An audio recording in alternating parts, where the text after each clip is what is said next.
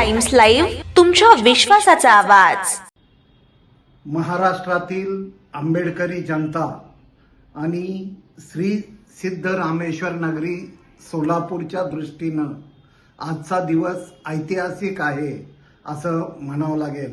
त्याचं कारण असं की विधिमंडळातून राज्यसभेवर पाठवण्यात येणाऱ्या सदस्यासाठी सोलापूरच्या ज्योती वाघमारे हिला संधी देण्याचा इतिहास माजी मुख्यमंत्री तथा शिवसेना नेते उपमुख्यमंत्री एकनाथराव शिंदे यांनी आज घडवलेला आहे.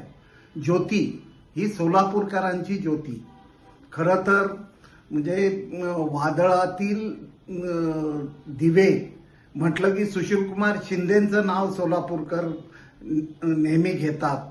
आता दुसरी ज्योती खऱ्या अर्थानं वादळातील ज्योती ही आज महाराष्ट्रात आणि देशाच्या राजकारणात चमकली आहे असं म्हणावं लागेल. शून्यातून विश्वनिर्मिती काय असते मला आठवतं.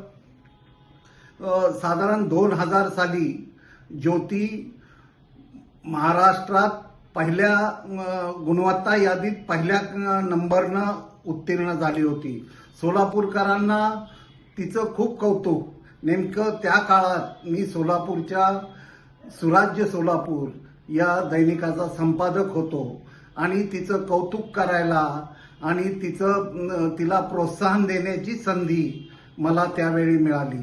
त्याचवेळी तिचं वाचन, तिचा गाढा अभ्यास आणि सगळ्यात महत्त्वाचं सामाजिक चळवळीविषयीची समज ही दिसलेली होती. आणि नेमकं तेच घडलं. नंतरच्या काळात अनेक वादळं अंगावर घेत व्यक्तिगत जीवनात अनेक संघर्ष करत ती पुढे जात राहिली. तिचा व्यासंग वाढत राहिला, तिचा अभ्यास वाढत राहिला. कधी वृत्तनिवेदिका म्हणून तर कधी एक वक्ता म्हणून ती सोलापूर जिल्ह्यात सतत कार्यरत असायची. आंबेडकरी चळवळीची कास घेतलेली ही मुलगी आज राज्यसभेवर तिची निवड झालेली आहे. याचा सोलापूरची कन्या म्हणून सोलापूरकरांना सार्थ अभिमान वाटला पाहिजे. खरं तर यात धडाकेबाज निर्णयाबद्दल एकनाथराव शिंदे यांचं देखील अभिनंदन केलंच पाहिजे. कारण असा निर्णय घ्यायला देखील एक धमक लागते आणि ती धमक सोलापूर जिल्ह्याला आणि महाराष्ट्राला एकनाथराव शिंदे यांनी ज्योती वाघमारे यांना संधी देऊन दाखवलेली आहे.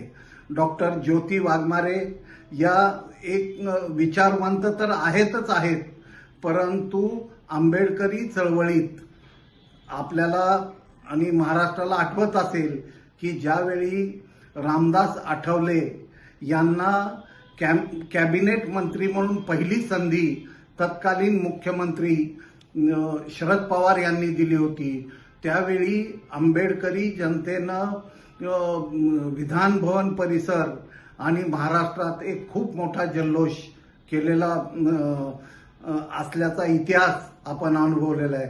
ज्योतीचं यश देखील त्याच तोडीचं आहे.